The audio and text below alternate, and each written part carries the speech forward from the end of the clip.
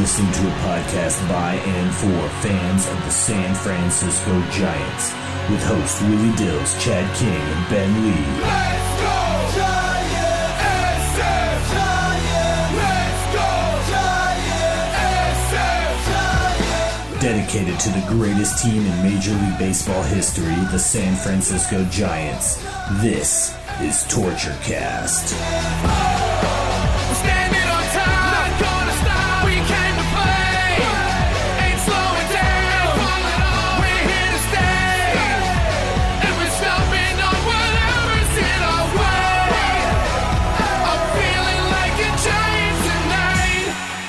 Welcome, everybody, to the Torture Cast, the podcast by and for fans of the San Francisco Giants, the greatest team in the history of the major leagues.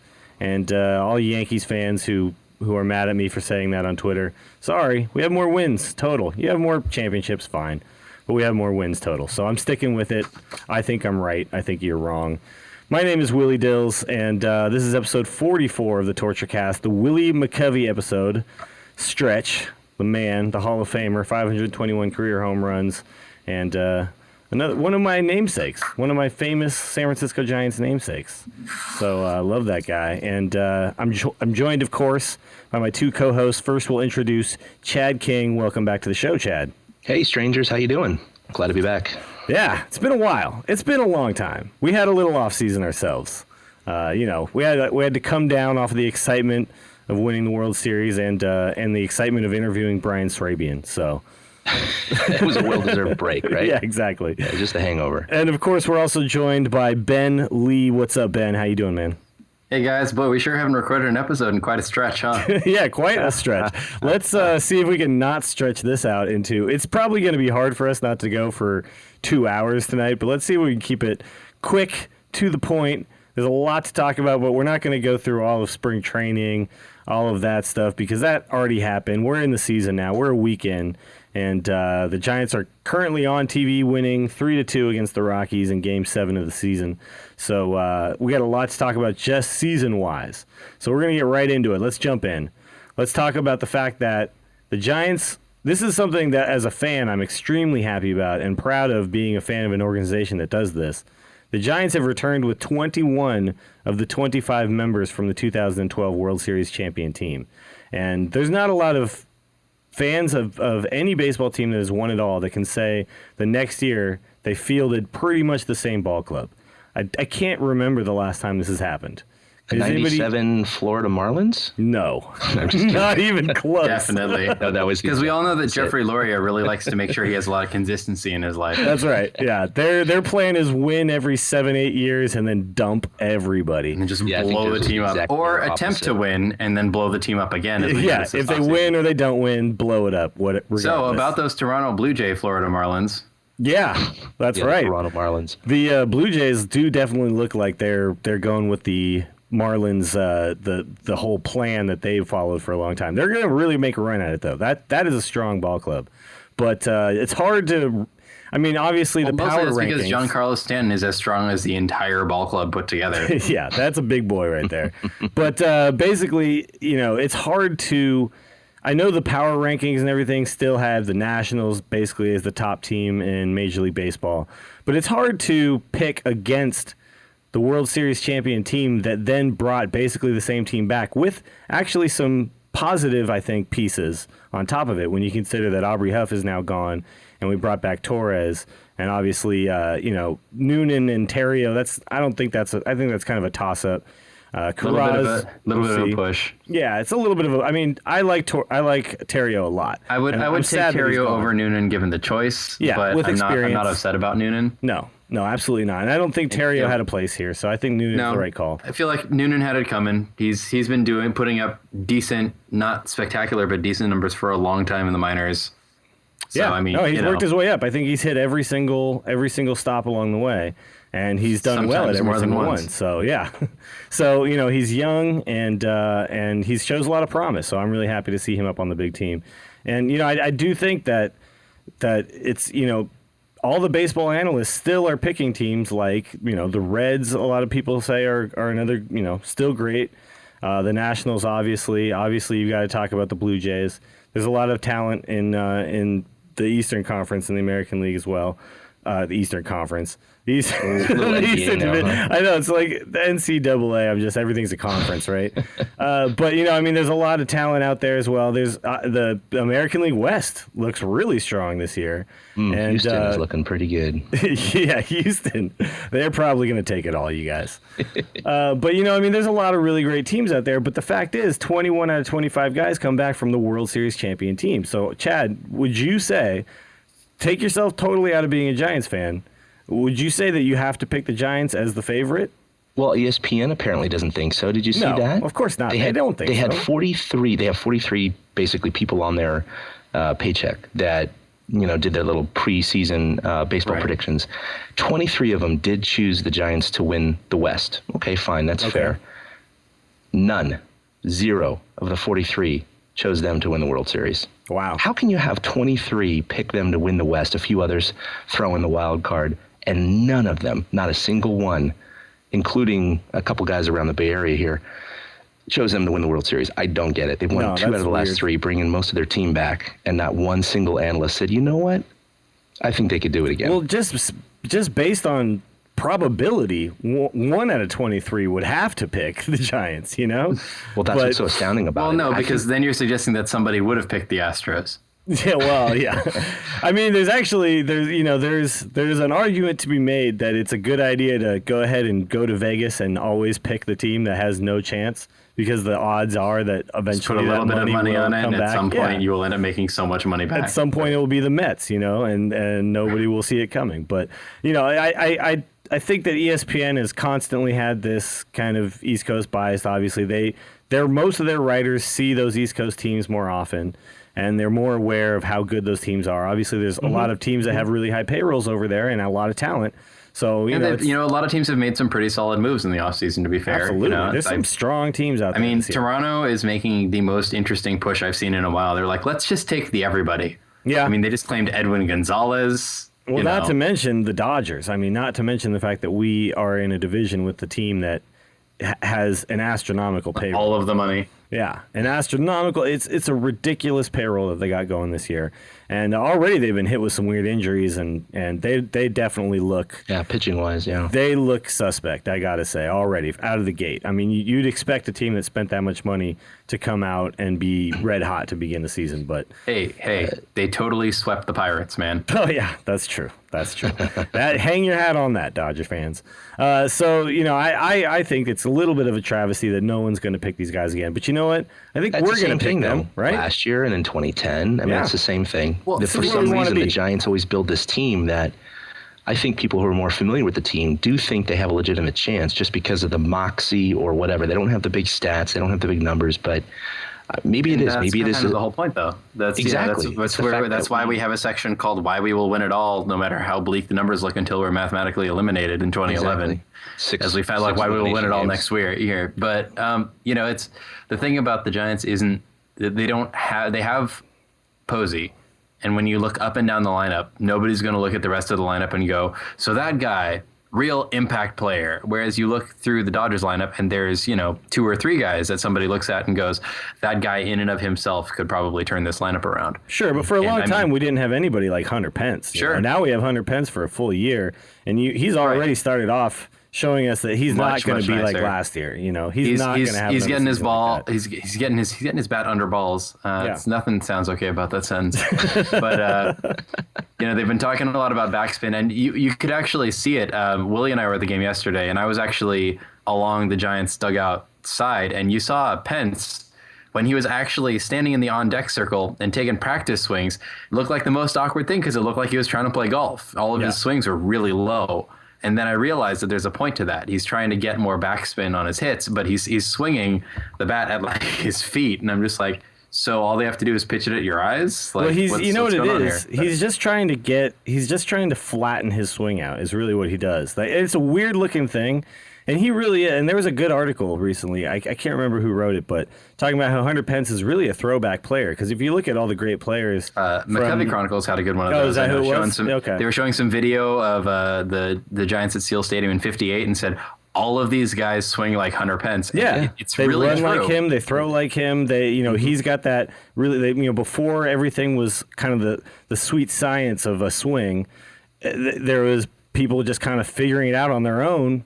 Barnstorming and just playing baseball all the time, and they just figured out a way to swing that worked for them. And this is really what Hunter Pence does. And he runs weird, he throws weird, everything he catches balls weird. Everything he does is weird because he's just kind of. That's his natural way to go about doing things. And you see this in every sport. There's a guy, Sean Marion in basketball, the weirdest looking shot you've ever seen in your life, and it works for him. And there's always guys who will figure this out. And that's really, he looks like the guys from the 30s, guys from the 20s, the 40s, the guys who just kind of figured out how to play baseball on their own. And he's got something going for him. So I'm not going to argue with how he does it. They'll cast him for the remake of 8 Men Out, so it'll be perfect. He's got a second career.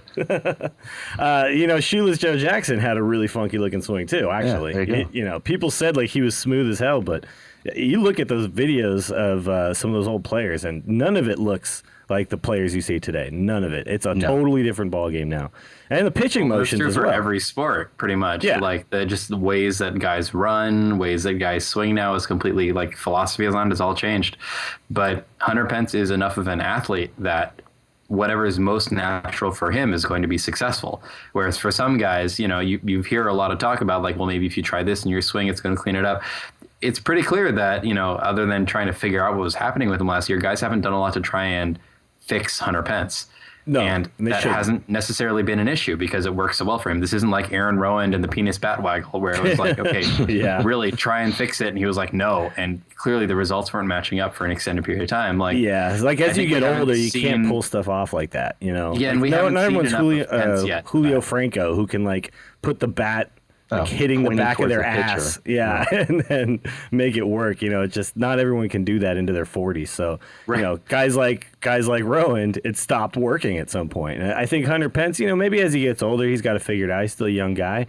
But I also think about this with Tim Lincecum. He's had that funky delivery for so long. There may come a time where his body just doesn't contort in that way and get the type of velocity and movement that he got when he was younger. And, his body was more rubber, now he's getting a little older. You may have to kind of tone that down a little bit. We'll see. But sure, but I feel like the worst thing you could do to Lincecum would be to try to get him to adopt a regular form of mechanics because his body just wouldn't know what to do with it. No, it would take him forever to adjust, and then you'd lose another season trying to figure that out. So, absolutely. So really exciting though to watch these guys get back on the field, and we've had a couple of guys get really hot. A couple of guys are cold. We'll talk about that more later. But let's talk about the surprises on this team.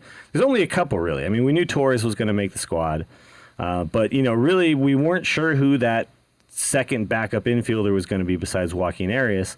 And turned out Nick everybody Newman, was looking at Tony Abreu for a while. Absolutely. That's I assumed. Tanaka. Tanaka, though, he played himself out pretty early in spring training. Yeah, mostly with James. He's in Fresno playing second base right now. He's been pretty kind of average so far. He just doesn't have a lot of tools, so he has to play well, or else it's not going to work. He's not going to be a guy who's going to you're not going to say, "Oh my God, the upside on this guy is amazing." So we'll put up with a little bit of a curve here. That's not going to happen with him. Noonan, on the other hand, he passed up $3 million in Japan. I mean, that's how badly he wants to play over here. Yeah. So I think that's why Bochy, kept him in camp a little bit longer because he knew he was dedicated and really had the passion to try and make this team, but he just didn't quite show it. No, it never gelled for him. But Noonan really surprised and turned a lot of heads, I think. Everybody knew about his ability, I think. I don't think that was a surprise.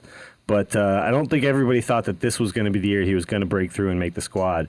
And it was pretty cool to see him actually do that. He's been in the minors for, 6-7 years now, I think? 6 years at least, 6 years? Yeah. Okay, so, he's obviously not a phenom. He's not, one of those guys coming up when he's 22, but he looks good out there. A couple of balls, though, when he was playing shortstop yesterday, I think Crawford would have had, and they kind of ate Noonan up. But, that's another thing. He's got to get used to the speed of Major League Baseball. What you're seeing in spring training isn't what you're going to see once the season starts, obviously.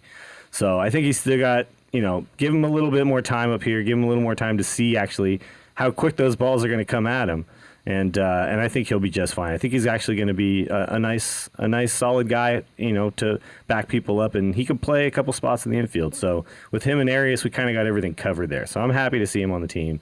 And then I was a little surprised to see us grab another catcher. I don't know about you guys. Were you guys surprised to see that? Well, considering who we had in the depth charts, yeah, I was a little surprised. Yeah, I mean, I figured Pablo is kind of your third catcher option, and you can get away with just Sanchez and Posey. I think it's been so long since he's been a catcher. I think they've really started steering away from using Pablo as the third catcher, unless it's a postseason roster. Like, there's no reason to push that. But, and also, I mean, Hector really, besides getting hurt, Hector really just didn't have a great showing during spring training. And in my mind, Hector still kind of hasn't. You know, I've never, like, other than when he first came up, it's been a while since I've been particularly impressed by Hector, and that's kind of where I'm at right now. And for a backup catcher, that's fine. That's the reason you keep him with the club and you start playing Johnny Manel every day in Fresno, or you keep him with the club and you play Andrew Susak every day in Double-A, because if you're starting to get the opinion that Sanchez is no longer really going to be this like star stud catcher of the future, you know, when he first came up, we all worried, oh no, how are we going to get at bats for Sanchez and Posey and Belt and all these guys? And all of a sudden it's like, yeah, actually Sanchez not really an issue.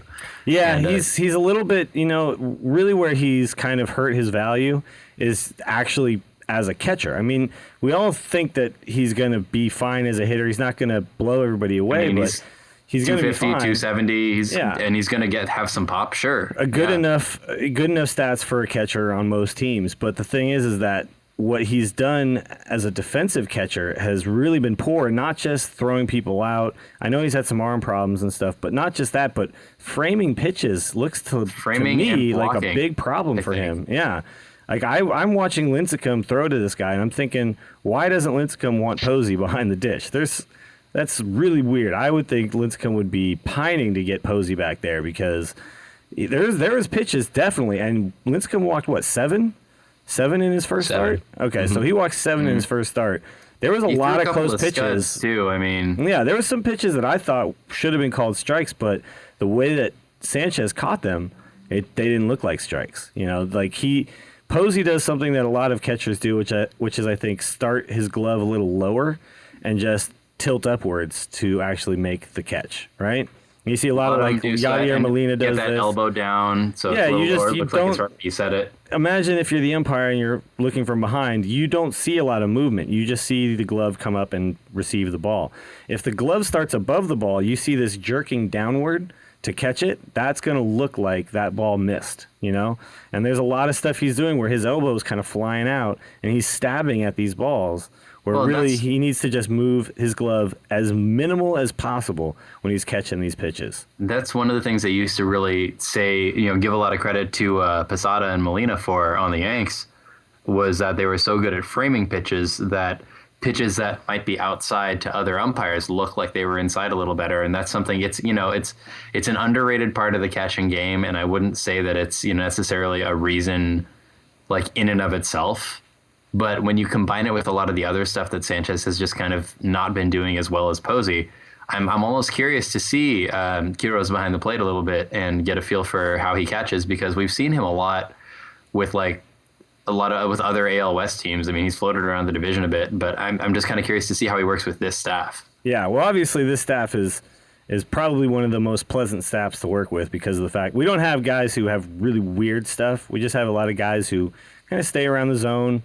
Don't have a lot of funky stuff. It's not necessarily easy stuff to catch either. True. No, that's true. Especially guys like Tim. Yeah, no, Tim Lincecum, you got to be willing to get on your knees and stop balls. Gonna have to block a few. Yeah. Jeremy Affeldt, you gotta be ready to take a couple scuds. Yeah, absolutely. But it's one of those things that's going to hold Sanchez back unless they really get to work on his receiving, because right now it's leaving a lot to be desired. And Lincecum obviously was wild on his own. No matter who was back there, he was going to walk some guys that day. He was struggling with the fastball command.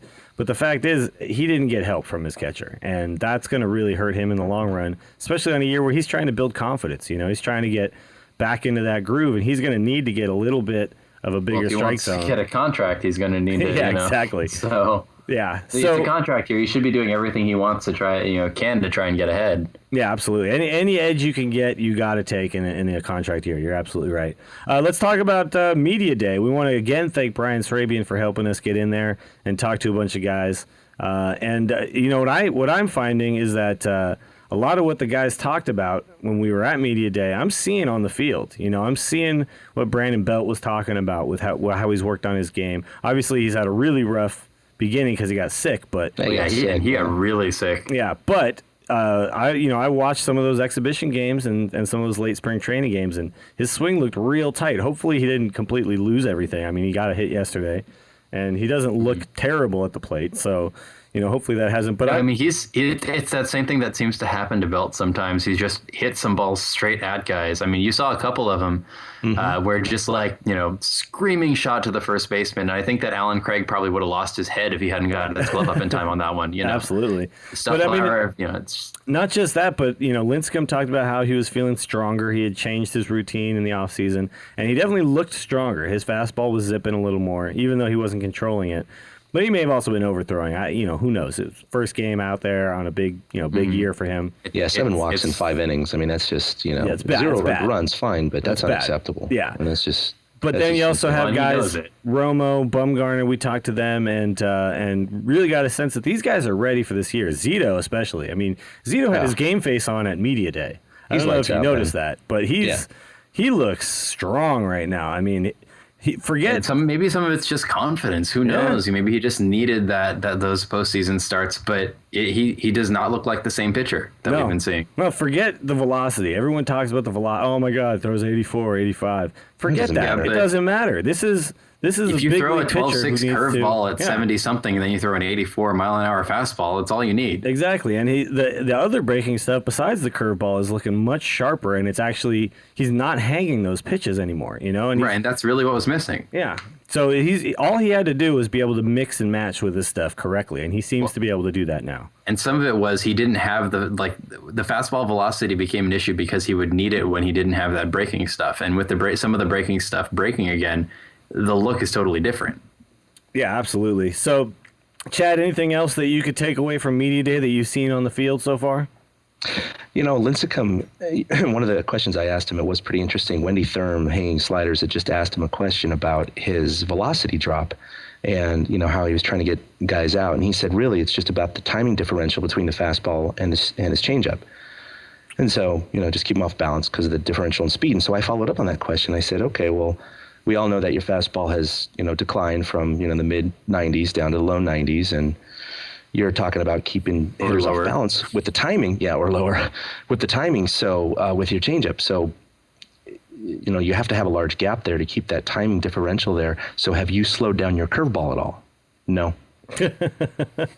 He was very matter of fact on that. I was just kind of standing there, a little intimidated, just interviewing him and just kind of going, boy, I really want to follow up with this question. Going, do you see where I'm trying to go with this? Yeah, but, I figured he didn't need it pointed out. I think he understood my point and just didn't want to talk about it. Much like Barry Zito, though, I think you get to a point where you've heard these questions over and over again, and they have to wear on you a little bit, and you have to say.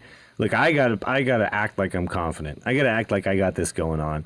And I think it's just kind of because Tim wasn't like that when he was rocking the Cy Young seasons. He was very, very personable in all of his interviews, and it wasn't until he had a really rough year that he kind of, his interviews turned a little bit more. His answers got shorter. His eyes weren't looking up, and he was just kind of a different guy. In the locker room. So, but I do think like the mannerisms that he used to have, like I think he'll get back. I think he'll get back to the old Timmy.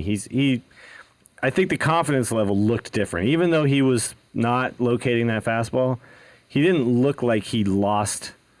Like sometimes he would have that look like a scared deer a little bit sometimes last season. He would look. He would just start looking all over off. my head right now. He would start looking off into the stands, the scoreboard, and just kind of looked like he didn't really care or something. And he'd never got that look, even when he was struggling really hard to locate those pitches. So that was a good sign for me. And I got to say, giving up no earned runs, you take away the pass ball, you take away the Posey error, it wouldn't have looked as painful of an outing. I don't think. So I think things are looking up for him. Let's move on. Let's talk about this week. Obviously, we've played 2 series. We've split the all 6 games, 3-3, but we won 1 series, lost to St. Louis. And we might have lost this. I got to say this. We might have lost to St. Louis because they may have a little bit of a chip on their shoulder having to watch the Giants celebrate all and 3 I think days. that the Giants It's gotta be a little doing rough the for them. celebrating is a little bit of a throw off. You know, you got a routine that you get in, and all of a sudden it's like, well, instead of a routine, why don't we all stand on the field for like 20 minutes watching a flag go up? Yeah. And on the one hand, none of them I think would have traded that for anything. Oh, let's hell face no. it. Yeah. And I don't think, the Cardinals, a lot of whom are a similar team to the one that won the World Series in 2011, are probably also not going to be like, no, you can't have that. Like everybody on the field goes, yeah, you earned it. You can have it. But yeah, it's going to throw you off a little when you have something like that before all 3 games in the series. Yeah, absolutely. And the Giants really looked flat on Sunday. And, there may have been a little bit of a hangover from, sitting there celebrating for a pretty long time. I'll put it out there, though. The Cardinals played well. Oh, yeah, absolutely. They did. Yadier Molina had a hell of a game on Sunday. I'm not going to take anything away from that. You don't want to go in there and be like, no, the Giants lost because they had the ceremonies. But, they definitely looked flat, and St. Louis took advantage very effectively. No, so, absolutely. I mean, the Cardinals look good. I don't like them, but they look good. No, So, they're a scary team. for And that. if their pitching holds up, I think that's the question mark coming into the Yes, season for them is if the pitching is actually going to be as strong as it could be. And, if it is, then they're going to be a team to reckon with for sure. So it's no terrible thing to have lost two out of 3 to the Cardinals, obviously. Agreed. I think we can all hang our hats a little bit, though, on taking 2 out of 3 from the Dodgers, especially after we'll take Kershaw single-handedly beat the Giants on opening day. So, I just thought it was nice to see, sort of new look Bumgarner come back the next game and just go, I can do that. And I mean, he, other than not hitting the home run, I mean, Bumgarner pretty much did a lot of the same things Kershaw did. Yeah. He's another lefty. He's tall. He's got a scruffy beard. He just has that kind of funky 3/4 delivery. But besides that, people are going to be making comparisons between those two for a long time now that they're starting to see the similarities, I think. And they're in the same division, so you're going to see those guys Right. match You're going to up see quite them a bit. face up sometimes. Yeah. I mean, especially depending on where, because the Kershaw versus Lincecum comparisons happened a lot, but with Bumgarner, like they're similar dudes. Yeah. Like, well, and the fact they're- is, Kershaw's the one, he's the ace of their staff, and Bumgarner's the number 2 guy in our staff. So because of off days and everything, they are going to end up matching up a lot throughout the season. Mm-hmm. So those are going to be some fun games to watch. I can't wait to see that. And we're going to play the Dodgers a lot. So I'm really looking forward to some of those games. But, the Dodgers had to feel really good after winning that first game. And it was really nice to just kind of smack them back down to earth and say, nope. We're still the top dogs in the West here. Where's your pitching depth? Yeah, exactly. You got that All one in the guy. front. You got that one guy, but there's 4 games in between all of his pitches or all of his starts. So, that was a really fun series to watch, especially with the Giants bounce back. I mean, we remember last year, right? We lost 4 in a row, and it was Barry Zito who came out and pitched a complete game shutout to turn it around. So the fact that we didn't lose 4 in a row to start this year, that feels good. That feels damn good. Now, also, Pence, the guy that people were very concerned about, and we didn't even sign him to a multi-year contract pretty much because we were a little concerned about how he's going to hit in this ballpark. He is absolutely smoking the ball right now. 3 home runs over the first 7 games. He's batting right around 300. He had a double yesterday as well. I mean, he's lighting it up right now. Yeah, he's stinging the ball you can hear too. you can hear the announcers talking about it. I mean, he's getting a little more air on balls now. I mean, what he was doing before was just ground out, nubber, pop, ground out. I mean, Well, he striking out could on not those low and away pitches too, like plan that. the Yeah, slider he's low a and little away. more selective. Doesn't hurt. Yeah. So he really looks like he's got more of a plan at the plate this year. And there could be something to be said about the pressure of coming over and having to be the guy who saves us and brings us, through to the World Series and all that. But now he's just a part But of then this he team. did it. So Well, yeah, it's then he okay. did it. Yeah. But now he's literally just a part of this team. We get a full year to watch Hunter Pence play right field, and he's going to figure out he's going to Nate Schierholtz a few balls out there. He's going to throw guys out trying to stretch doubles out of singles because he's going to learn how to play that funky right field, and And he does have a good arm. Let's face it. We've He really seen it does. a couple times. He's Yeah. got a solid arm. Although I do miss Schierholtz gunning the hell out. Oh my god! Schierholtz didn't just have a good arm. Yeah. Schierholtz, like somebody mounted RoboCop on Schierholtz. I mean, Yeah, that he guy. had a video game power up on that arm. That was he's ridiculous, and the Extra Cubs should be very happy to have him playing on their team right now because I do miss that guy. I really wish he'd been able to put the put the whole thing at the plate together. If he had been able to do that, he would have been a fantastic. Or I think we all consistently, thought it was going to happen at some point, and it just We all didn't did. materialize. When he Yeah. was streaky, he'd be on so hard that you'd just be like, why have we not been playing him this whole time? And then he would go cold, and you go, oh, yeah. And he'd go ice cold. I mean, Oh, yeah. he'd go Yeah. sub Super ice. 100 That's the ice tough thing cold. is there was no like middle ground with Sheerholtz. No. It was just he was on, or you were just kind of going, oh, God, here's an out. Yeah. So now, okay, Pence is hot. Panda's pretty hot. Pagan is pretty hot to start the year off. And, those are some guys Crawford, that I'll we actually needed. say. I'd say Crawford's been pretty decently Crawford's hot. been putting good wood on the ball. He's For had Crawford, some he's atom been- balls, but Right. well, obviously we expect somewhere around last season, maybe a little better would be great. You know, but, we've seen a couple of his hits, and they haven't all been cheapies. I mean, Crawford looks hot, I'd say. yeah, absolutely. So we've got some guys who are swinging the bat well, but we've got some guys who are really ice cold right now. Scudero, namely, because we all are kind of waiting for that 362 hitter to come back. Scudero is kind of starting to look like people have figured him out a little bit, I feel Well- like. And I think he has some things he's got to figure out with his timing and his aggressiveness that I think are changing he's a little. struck out a lot more in this first a week lot of them have than been called anybody strikes, expected. though. Yeah. He's still not striking out swinging. That's still not a part of his game. But guys are starting to realize he's vulnerable to that low pitch. If he's not sure where the bottom of the strike zone is, you throw it down there, and that's where a lot of the called strikes I've been seeing at least have been getting him out. Yeah, but Chad, what about Posey? Do you see anything with Posey going on? Because he looks a little out of sorts to start Yeah. this year off. What I I've can't seen, put my and finger on it. It just seems he has a long swing already, but a quick swing. Yeah, It looks like his swing just isn't as quick, but it's just as long. So it just seems like it's throwing off his timing a little bit. So he's swinging through a lot of balls. yeah. He does look like he's been late on a few, and I know he Exactly. likes to inside out the ball the other way. But the problem is, if you're just a millisecond behind on that type of swing, you're fouling it off or you're completely missing it. You can't inside out if you don't have a quick bat. Yeah. Yeah, it just seems like it's a hair late. Yeah. It's just my impression. And he struck out 2 more times tonight.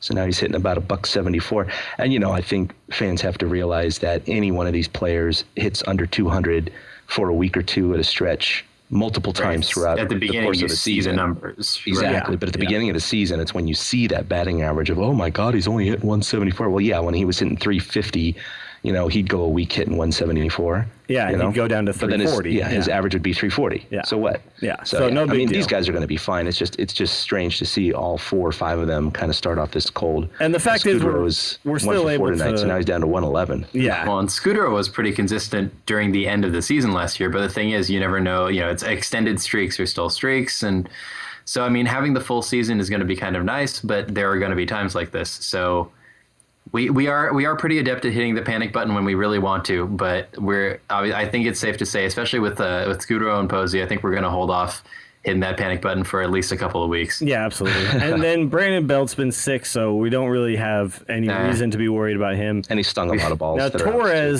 out, Torres, on the other hand, we all thought that in 2010 he had this absolutely lights out season. He had 262, I think, that year.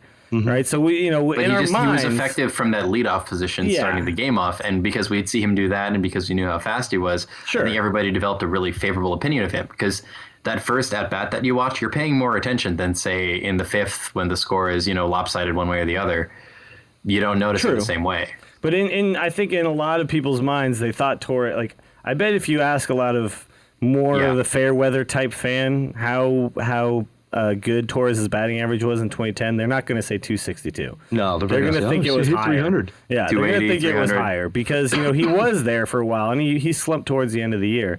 But if he hits anywhere near that, and we're expecting, I think, both him and Blanco to be about 250 hitters who are fast as hell and play really good defense in left field. And so, to me, I'm not that worried if he's starts off a little cold. I think he's going to finish with those numbers.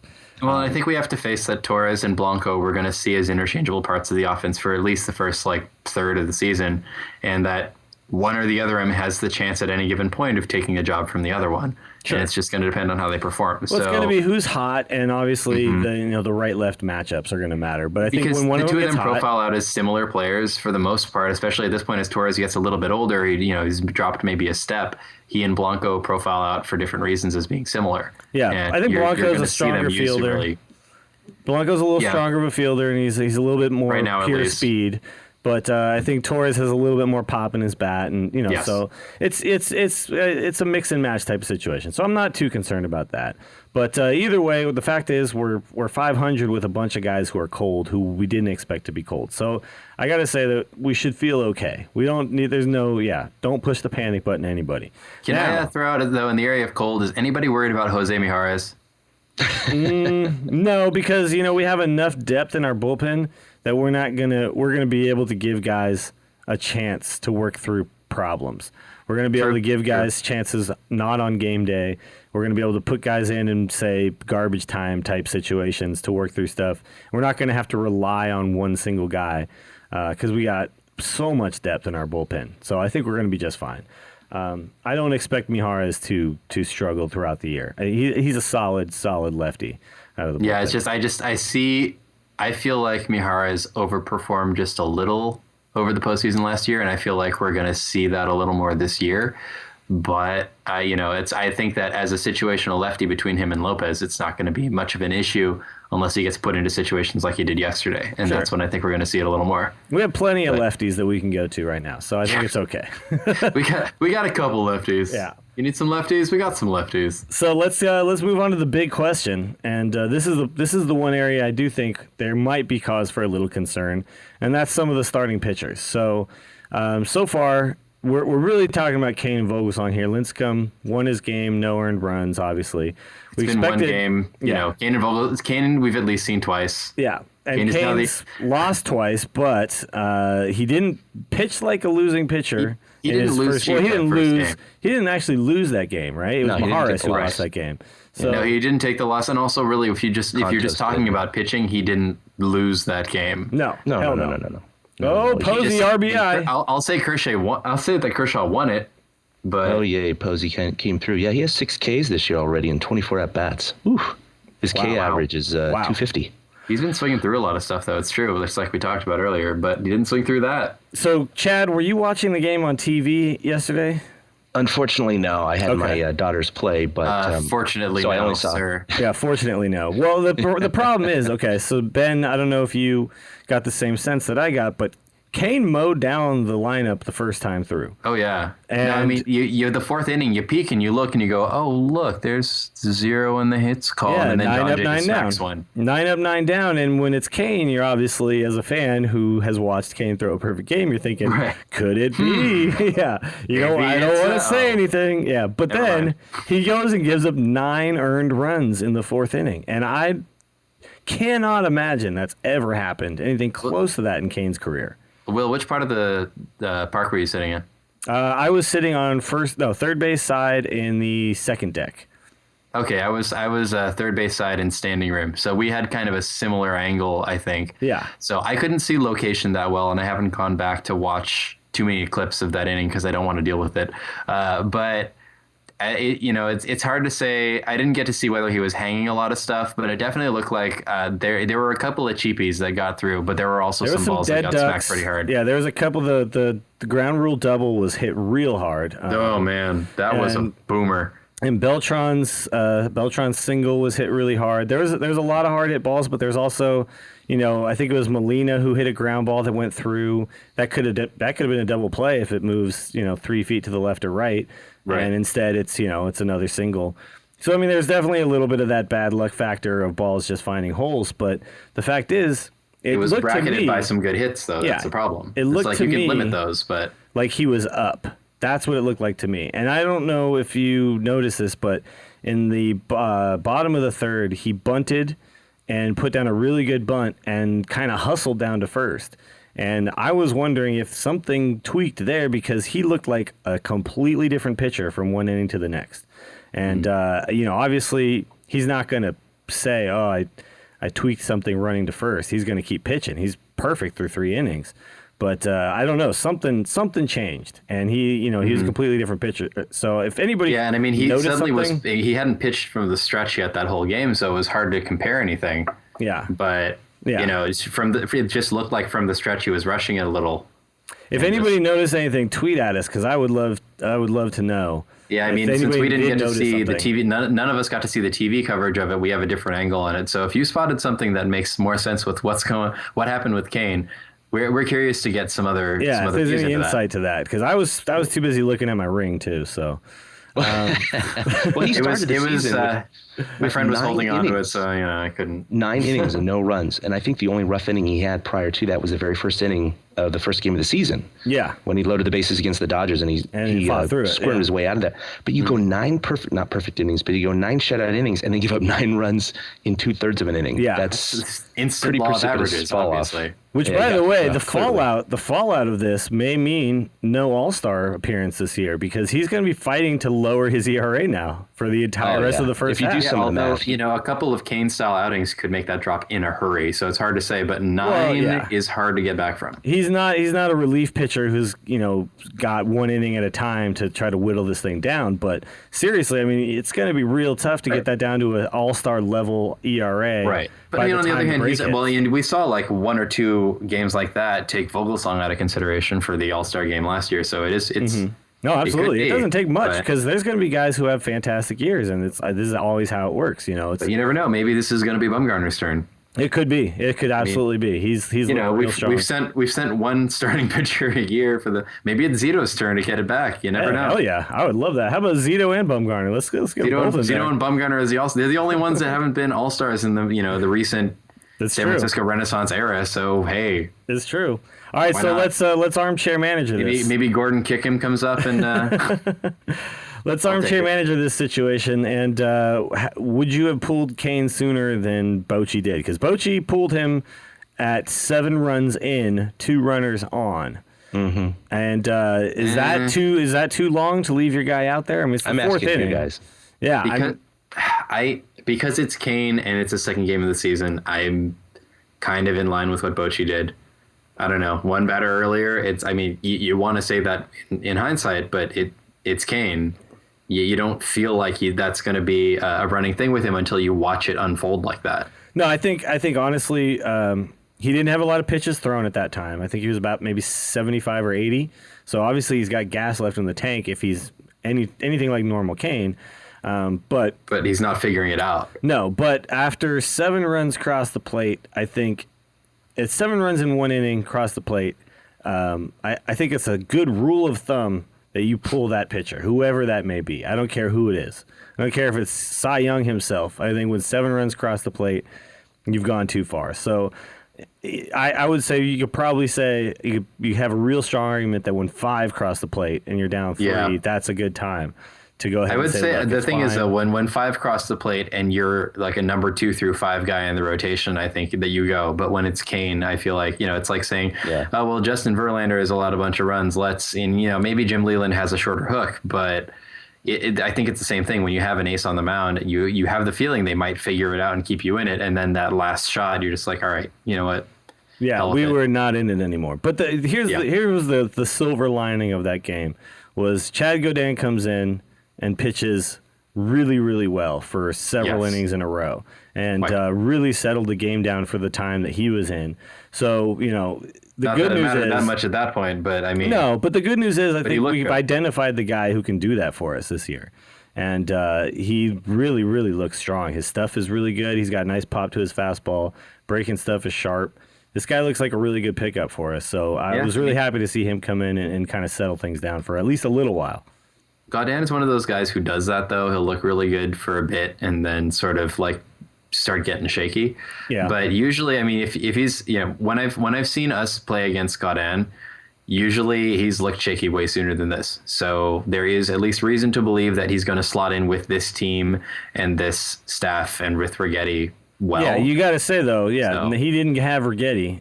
It's a different sitch. And I'll say Rigetti that. is clearly didn't have shown Billy that- Hayes, but Yeah.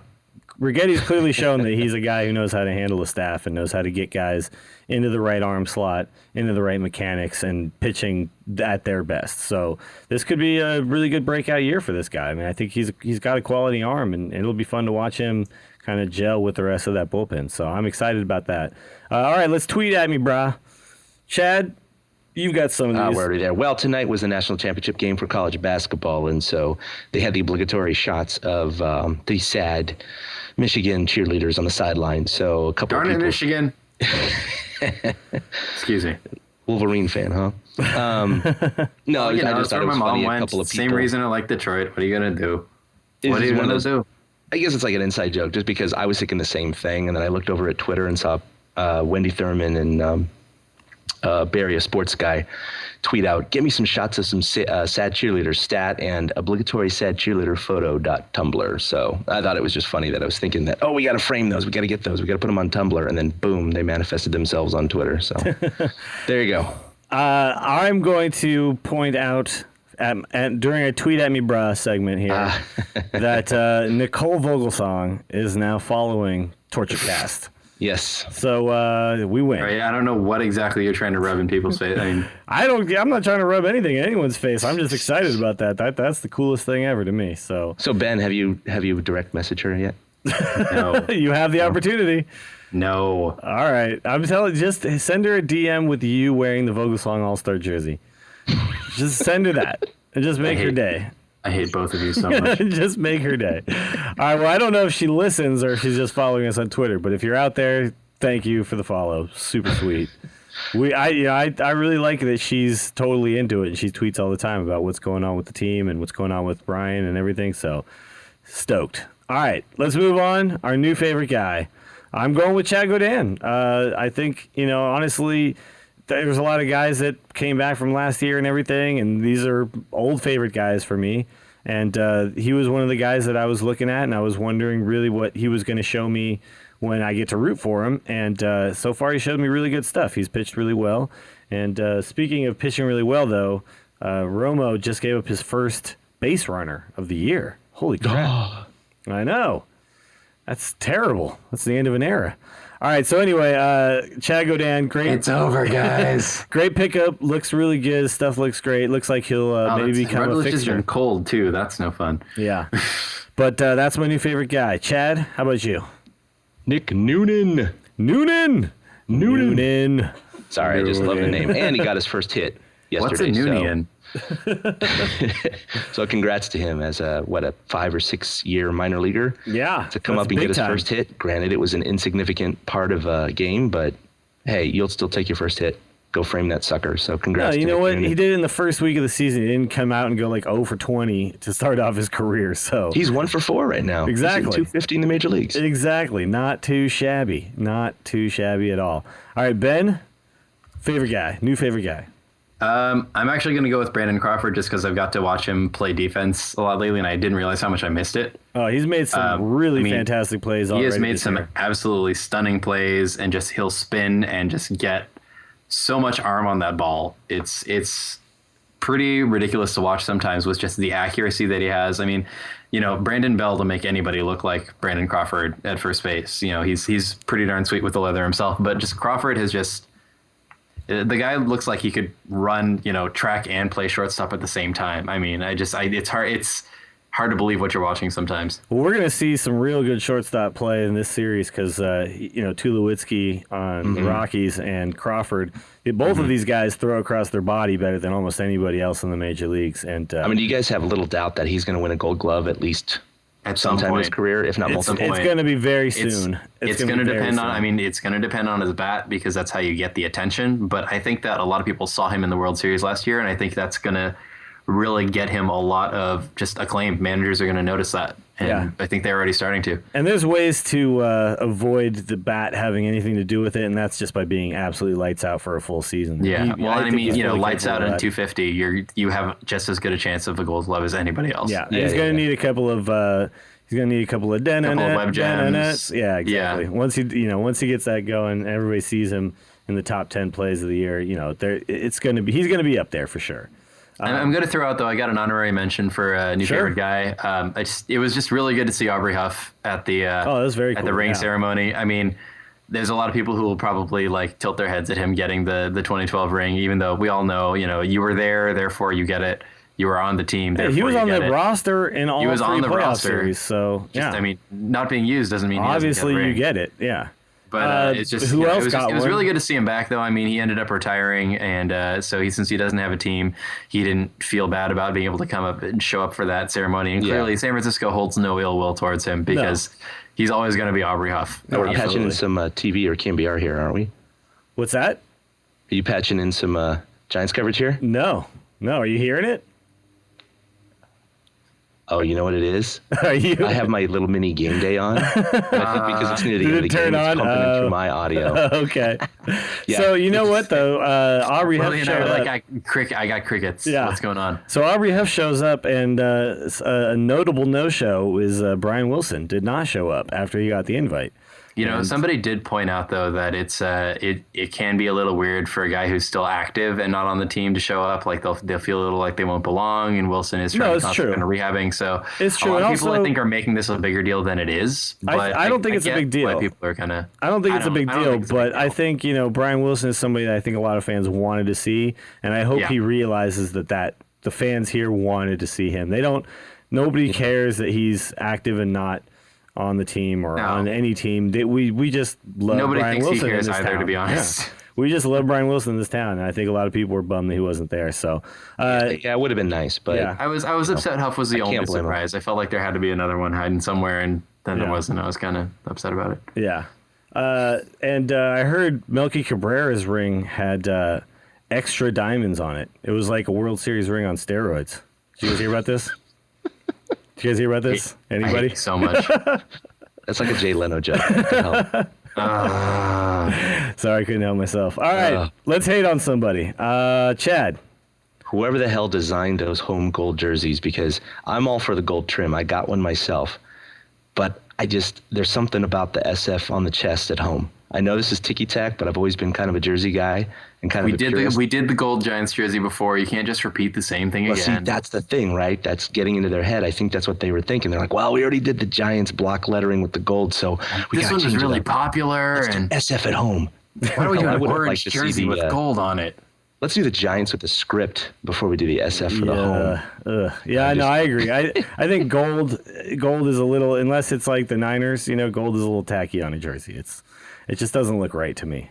I just don't like the SF on the home jersey. I like the gold on the caps. I don't like. I was never a huge fan of the gold on the jerseys, but I mean, it's not what I was going to complain about the reason we were using it. So.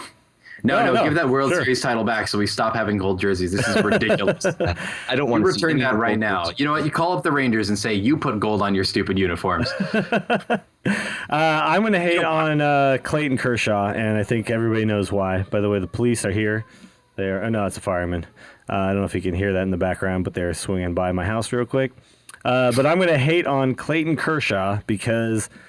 why not? This guy, it's going to be really annoying to have him on the Dodgers, and they're going to get him for a long time, I think, because they have enough money to just do whatever the hell they want, and why wouldn't they want this guy for a really long time? So I figure we're going to see this guy against us plenty of years to come, and really pisses me off. So, yeah, Clayton Kershaw, I hate you. There you go. Ben? I couldn't think of anybody that I'm really particularly mad at that you hadn't already mentioned. So basically Kershaw. Yeah. So after thinking about it for a while, I'm just going to hate on Jose Castillo because I never got the chance to hate on him before since we didn't start the podcast until 2010. And I really don't like that guy. So I'm just going to hate on Jose Castillo. All right. Why not? Joe Castle, we hate you. That's, you know what? I'm 100% behind you. Let's hate on that guy. And I'm done. Let's never talk about it again. By the way, the Giants just won. Romo 4 for 4 in save opportunities. So and struck out Willie. No, but he's got a whip now, guys. That's the problem. He's got a whip. He's got a whip. Never get it back to 0. That's true. You know what though? But after Wheezy loading the bases and then getting out of it, this is pretty nice. I gotta say, pretty nice. This One is base runner, 4 good. innings. Not too bad. All right. So why will we win it all? Chad, you want to start us off? Because they have the home gold jerseys. Oh my God! Come on, man. First you hate on it, and then you cite it as a reason why we will win it all. You a flip-flopper, sir. And this is America, so that's a huge insult. No, Chad Obama over here. They brought 21 of the 25 back. I mean, they have almost the same team as last year and probably trimmed the fat a little bit. So why not? Absolutely. All right, I know. I don't want to talk about it anymore. Damn, Ben. Really? All right, I'm just going to go ahead and piggyback on yours because this team should be better than last year with no Huff, Torres back. Lincecum can't be as bad as last year. He's got to be a better, I think. Full season of Hunter Pence, and Zito clearly having some sort of weird resurgence in his career. And you look at all those factors, I think this team is better. And if this team is better, then we'll probably win 2 World Series in just 2013 by itself. So we'll find a way. And that's why we will win it all. More ceremonies. That's right. More ceremonies, more gold on the jersey next year. Ben. We're just going to make the Cardinals really mad, guys. Going to have a lot of really upset Cardinals. They shouldn't be mad at us. The Cardinals were there for the 2011 ceremonies as well. Yeah. And then they won one. So maybe we're just going to be trading back and forth for the next decade. The Cardinals should be mad at whoever made Giants World Series, schedule. 5 Cardinals World Series done. Yeah, they should be mad at whoever made the schedule, not us. They should be mad at whoever designed the jerseys. There you go. We should always do this stuff when the Dodgers are in town. We should have just done this in Dodger Stadium. We should have been like, screw it, we're having our ceremonies here. Somebody just runs up to the Dodger Stadium thing and just raises a Giants championship. Actually, that would be the best thing ever. All of a sudden, Chavez Ravine, there's a cable car just comes cruising through the left field doors. And we start passing out rings. That would be beautiful. Oh, man. You don't even need the orchestra there because you'll just have booze all the time. Exactly.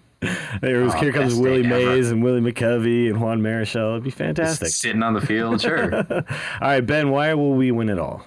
Everybody always likes to yell small sample size, and it's kind of a running joke at this point because so many baseball teams will make their decisions on small sample size. But we're like, this is what, 7 games in now? I keep wanting to say 6 because I haven't gotten to actually watch any footage from today's game yet. But I mean, we're 7 games in.